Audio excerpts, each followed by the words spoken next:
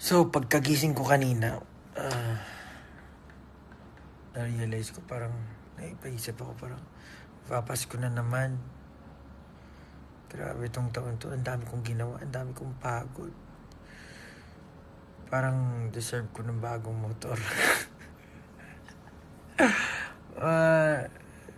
Well, ako naman kasi, knowing myself, basta sa pagkakilala ko sa sarili ko, hindi naman ako bibili ng bago hanggat gumagana pa yung current ko. Actually, sobrang matipid ba ako? Sobrang ayoko gumagastos na malaki, kaya hindi na ako basta-basta bumibili ng motor. So, yung unang kotse na binili ko is yung Toyota Innova. Second hand yun. Ang score ko dun,